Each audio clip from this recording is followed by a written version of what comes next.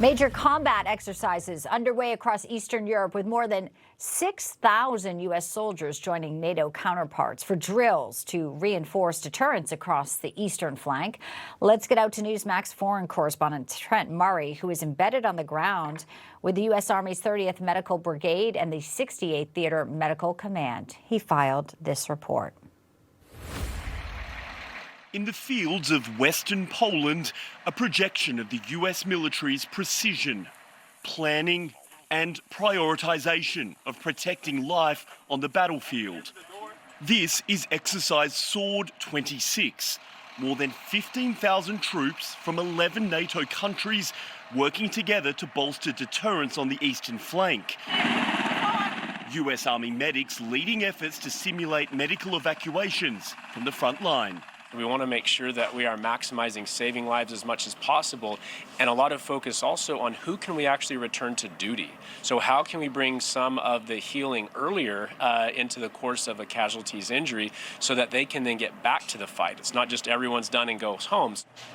From field hospitals to airlifts to trauma surgery, specialists from several nations coming together to deliver advanced medical care in combat. The great thing about medicine is it's a universal language. There may be some small differences in what we call things or the way we do a procedure, but ultimately we're all working towards the same goal. First-class care also given to America's four-legged friends. So our working dogs are just like any dog that you might have at home. You know, they might eat something silly or they might actually be injured in the course of their work.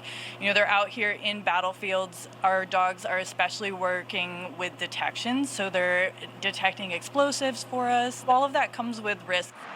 So you often hear NATO talk a lot about interoperability. In other words, allied militaries being able to closely work together, and you get a real sense of what that means in practice on the ground here. What you are seeing is an American medevac Humvee, US soldiers loading a German patient as part of this exercise.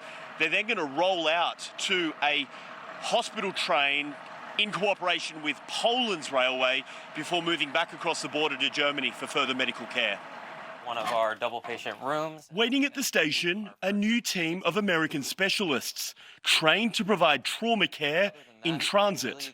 These cars are probably better suited than normal train cars because they have wider radiuses to be able to get the patients in and just more accessibility all around. These drills will run through the end of May, ensuring readiness and swift response for any emerging threats that may be waiting down the line. In Western Poland, Trent Murray, Newsmax. Information. Truth is freedom. Is Newsmax. It's real news for real people.